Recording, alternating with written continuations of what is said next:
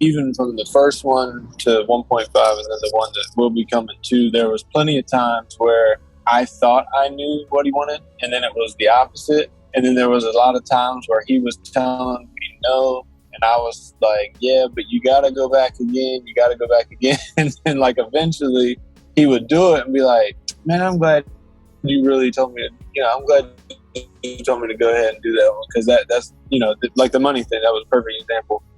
He went back on that after a few times of us talking about it. And I didn't want it to be, hook, verse, or verse, hook, verse, hook. I was like, just say whatever you needed to say. And I'd already put in the sample of the voice sample of her saying money. And I was like, say what you needed to say and I'll figure out the rest. And that's when I came up with the Stewie skip from Family Guy to try to like tie it all together. And yeah, I mean, I always just told him, like, if you do something, at least get it to where you get it to, even if you get stuck, and just send it to me, and then we'll go from there, and then we'll back and forth until we get it finished. So yeah, the trust factor was there, and I always know that, like, if I send him something that, he may not get to it right away. Same thing with me. He'll send me an idea.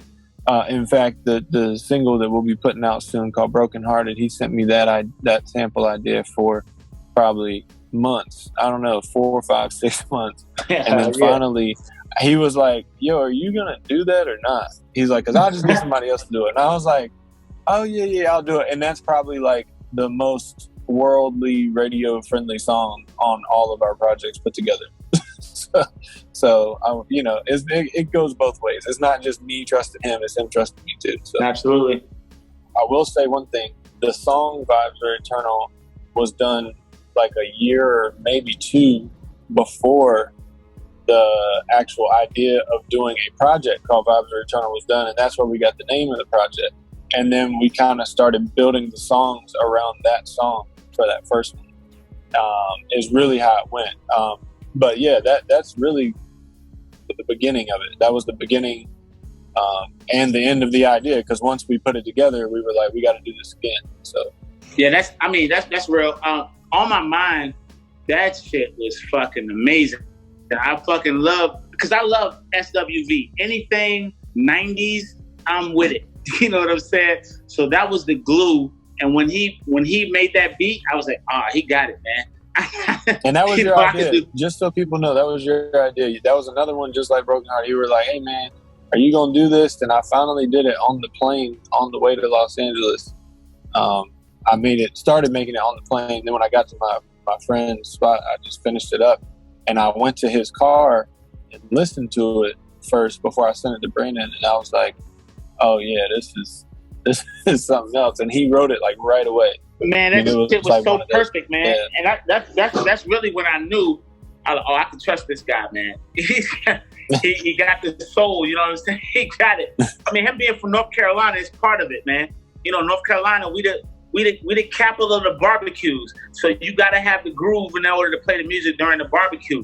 That record to this day is still getting played at barbecues in my area. You know what I'm saying? Especially in Elizabeth City. They love me. They fucking love me out there. Hey, I want to show you something. Oh. Where am I at? You look like you on the way.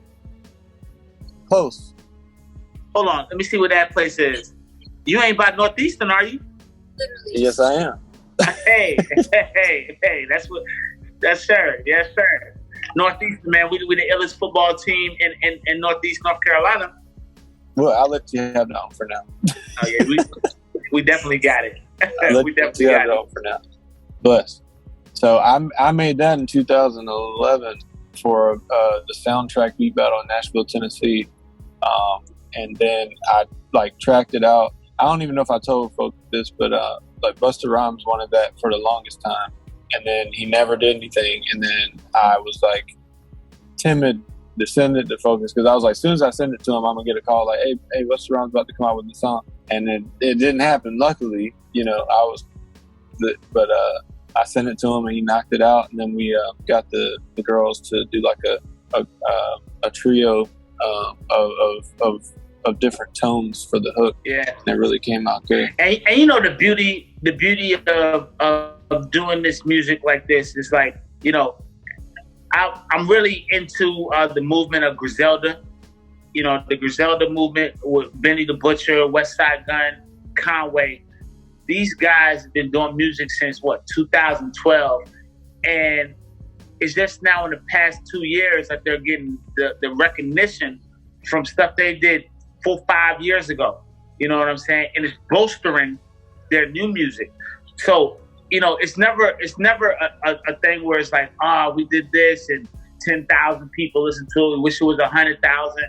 It's just that we contribute to the culture, and we know that we'll see the fruits of our labor in due time. That's why it's a beautiful thing. If you can continue to make quality music, then we know that our music is not going to go unheard. You know what I mean?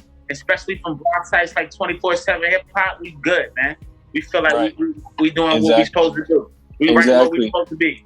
Exactly. It's the grassroots of it all is the beauty of it, and it's really one of those things like he just said. You never know when it's that time. Music is not. There's no time stamp. There's no like expiration date. You're not scheduled. Just because you have a scheduled release doesn't mean that somebody 4 years from now doesn't care. Give it to someone that blows it out of the water, and they're like, "Oh my gosh, this is 4 years old." Like I always tell people the story about the guy that had the song "Cheerleader" that was popular like 3 years ago. That song came out 4 years prior in Jamaica and never made it to the United States for 3 or 4 years, and then that became the number one song in the whole world 4 years later. Exactly. So, exactly. Yeah, you just never know.